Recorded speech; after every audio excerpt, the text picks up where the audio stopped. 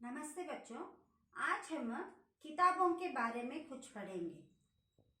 ये किताबें हमारे मार्गदर्शक बनते हैं और हमारे अच्छे शिक्षक भी बनते हैं। इस किताब को पढ़ने से हमारा दिमाग बढ़ता है और ज्ञान भी बढ़ता है।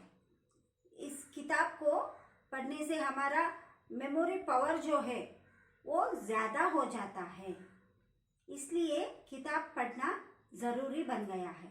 लेकिन आजकल क्या हो गया है, इस कोविड की वजह से हमारा शिक्षण डिजिटल शिक्षण बन चुका है।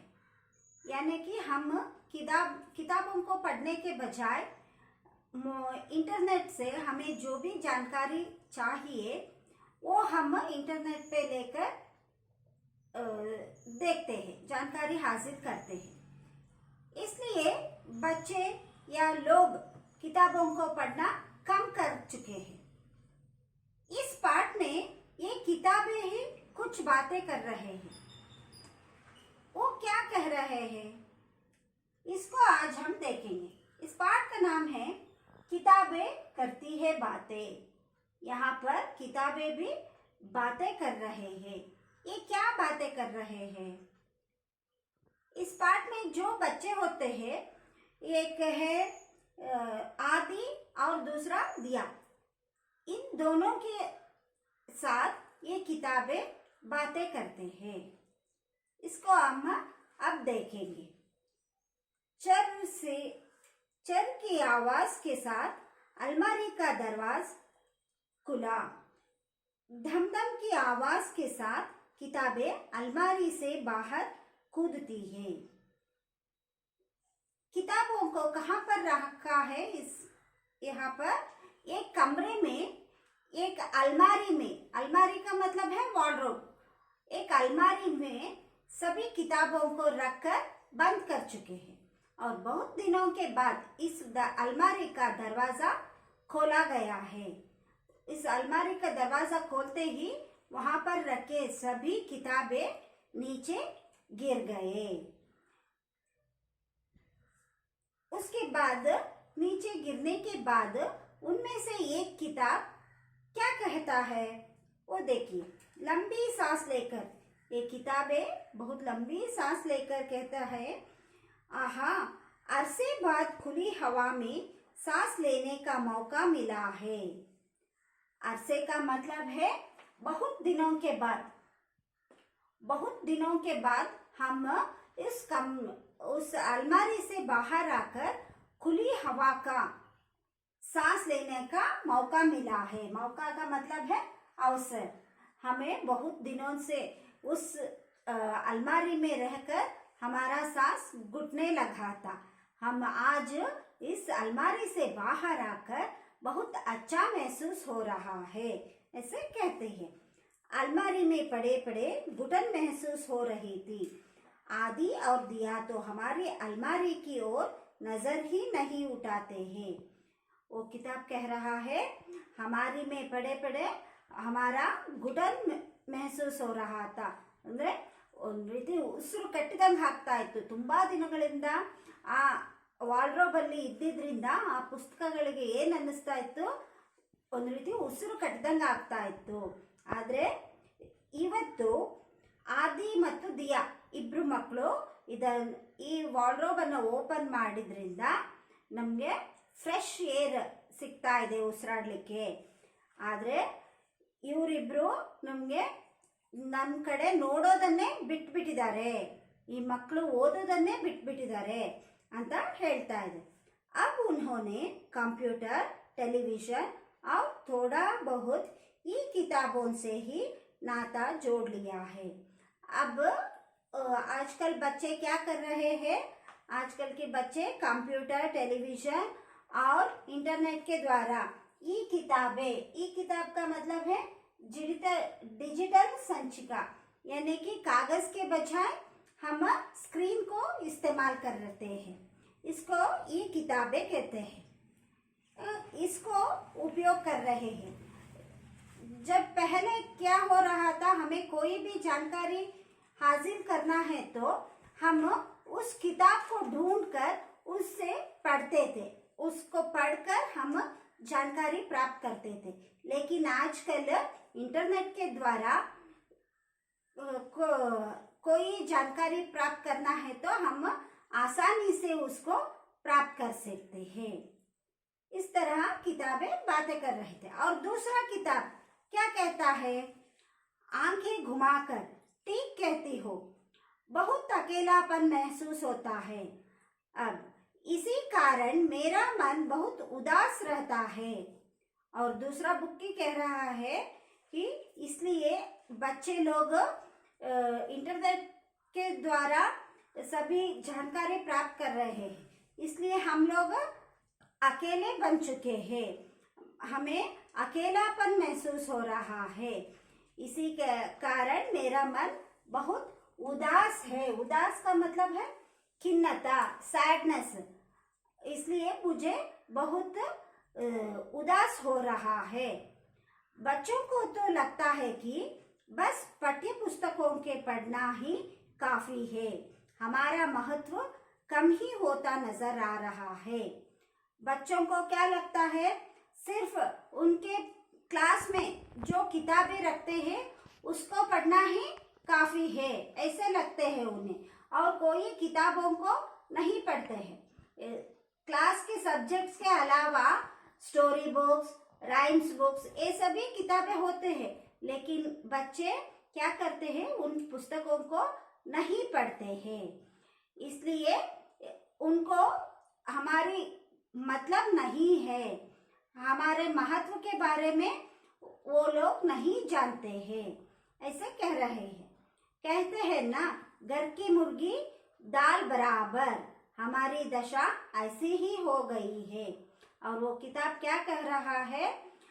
हमारी घर की मुर्गी दाल बराबर, यानी कि घर में जो भी चीज होता है उसका मूल्य उन लोगों को पता नहीं है।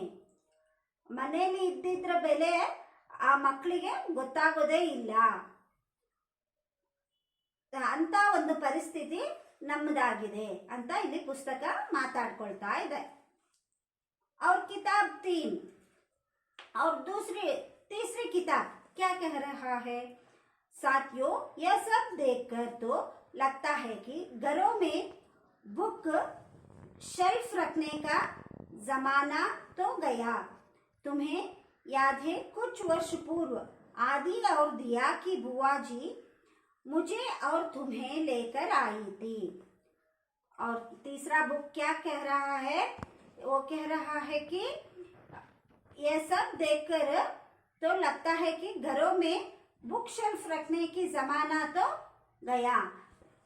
पिछले कुछ साल पहले क्या हो रहा था? सभी किताबों को एक कबोर्ड में रखते थे, शेल्फ में रखते थे, एक लाइब्रेरी की तरह इस्तेमाल करते थे। जो कोई किताब होते हैं उनके घर में, उन सबको अच्छी तरह से सजा कर रखते थे, लेकिन आजकल ये नहीं हो रहा है। और वो कहते हैं उस किताब को दिया और आदि की बुआ जी, यानी कि उनकी आंटी जी, उन लोगों को लेकर आए थे, उन किताबों को लेकर आए थे। और उन्होंने कहा था कि किताबें इंसान की सबसे अच्छी दोस्त होती है।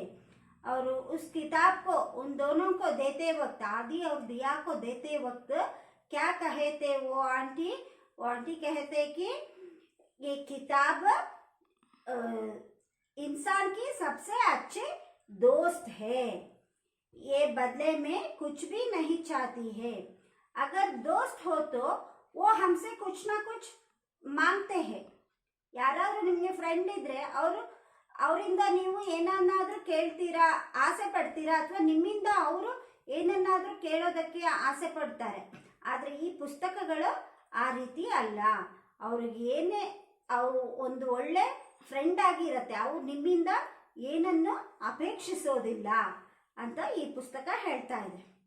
किताब 2 हाँ, मेरे पहले पृष्ठ पर सुंदर लेख में संदेश भी लिखा हुआ है। प्यारे बच्चों, किताबों का अध्ययन ही नहीं मनन भी करना। ये तुम्हारे अंतःकरण को उज्जवल बनाएंगी। और ये दूसरी किताब क्या कहती है यहाँ पर? वो कहती है मेरे पहले पृष्ठ पर, पृष्ठ का मतलब है पन्ना, यानी कि पेज, फर्स्ट पेज ಅಲ್ಲಿ ಏನ್ ಬರ್ದಿದೆ? प्यारे बच्चों, किताबों का अध्ययन ही नहीं मनन भी करना। मनन का मतलब है सोचना। सिर्फ किताबें पढ़िएगा मत, उसके बारे में सोचना चाहिए। उसके बारे में सोचने से हमें ज्यादा विषय प्राप्त होता है। ये तुम्हारे अंतःकरण को उज्जवल बनाएगा। इससे तुम्हारा आत्मविश्वास को बढ़ेगा। ये सब इस किताब के पहले पेज में लिखा है, ऐसे कहती है। और किताब 3, तब कितने सुख के दिन थे। बच्चे हमें अपने साथियों के साथ बदल बदल कर पढ़ा करते थे। हमारे भी नए नए दोस्त बनते थे। बच्चे हमारे लिए बुक मार्क बनाते थे। और वो तीसरा किताब क्या कह रहा है यहाँ पर?